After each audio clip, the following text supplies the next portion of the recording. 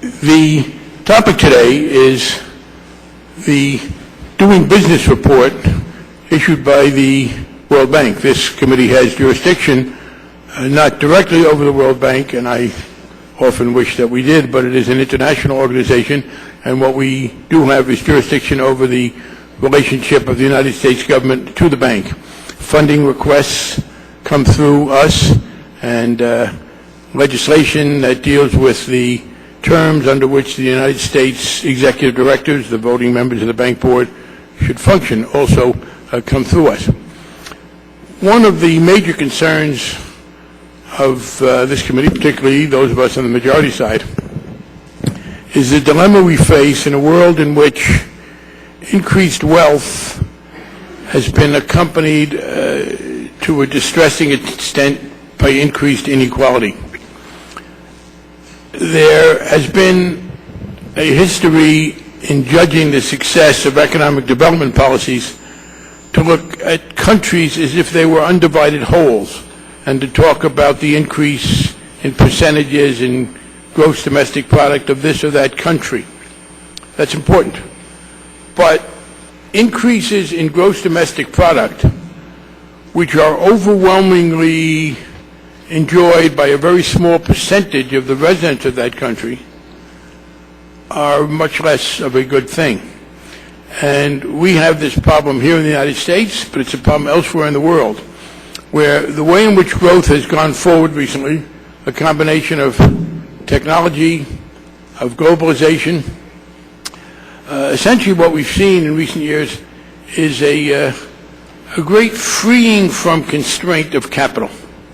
Both technically and legally, capital has been empowered to move very rapidly. That has very good aspects. It can get to the point where it does the most overall good.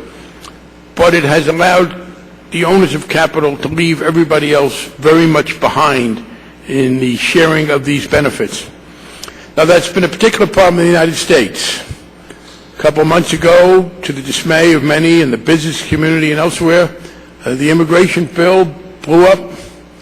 The president's ability to negotiate trade treaties was allowed to die.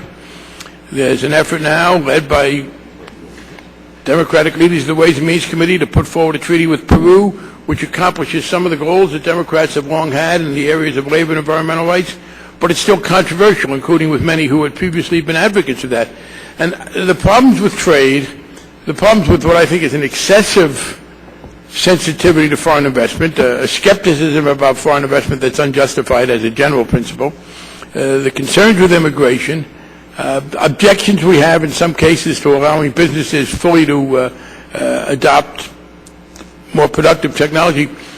It stems in the United States from the unhappiness that the fruits of these policies are so unfairly shared. We did a round table on the paper put forward by Don Evans, President Bush's first Secretary of Commerce,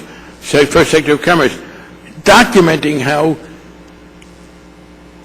badly wealth has been distributed, how much has gone to a relatively small number of people, and how the great bulk of people have received nothing. And this was a report put out by a former member of the current President's Council of Economic Advisors, the former Undersecretary of Commerce for Trade. We have a serious problem. We are trying to deal with it here, but it's an international problem. And we have seen, I believe, some improvement in the orientation of the international financial institutions. It's fairly recent. During the Asian crisis in particular of 10 years ago or so, I believe the IMF in particular was playing a very retrograde role. It was imposing on countries a degree of repressive economic policies that were not responsive to the problem. You don't solve a liquidity crisis by cutting wages, and it had negative social consequences. The World Bank has begun to address this on the one hand, but what I hear and what I read from some of the testimony is a certain schizophrenia in the bank. At least at the operational level on its own, the bank talks about trying to pay attention to the distributional qualities. But the Doing Business report that the bank puts out and some of the work of the IFC take a very different view. Essentially, what we get from the Doing Business report is that the nicer you are to your workers, the worse you are as a place to do business. It is an extraordinarily, I think, simplistic and regressive approach. And while the Doing Business report, they say, well, it doesn't have actual binding effect. Of course it's important, or they wouldn't put it out. There's some evidence that it has some impact on some of the country assessment strategies, not on all of them. It is simply wrong for the major international institution in the World Bank, to be putting out a report in which the worse you treat your workers, everything else being equal, the better you are rated.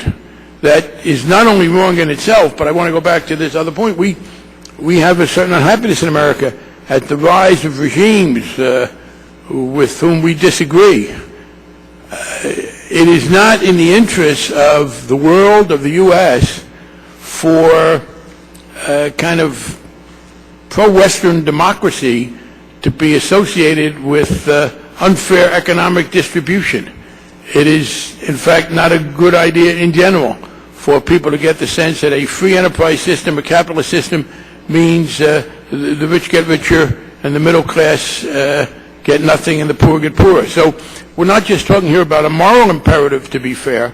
We are talking about what I believe is one of the most difficult obstacles to the kind of economic policy many in the business community and elsewhere would like to see. Yes, I think in the right circumstances, an embrace of technology and of globalization can produce greater benefits for everybody, but only if we combat the natural tendency for those benefits to be so unequally shared. And no one's talking about equalization. I shouldn't have said equally, less unequally. Inequality is a very good thing. It's necessary in a capitalist system. But excessive inequality can become politically dysfunctional, and to the extent that it begins to depress consumption, depress savings rates, it can become economically dysfunctional. I think we're at that point in the world, and it troubles me to see the Doing Business report of the World Bank reinforcing those tendencies to the extent that it has an influence. And I now recognize the gentleman from Delaware.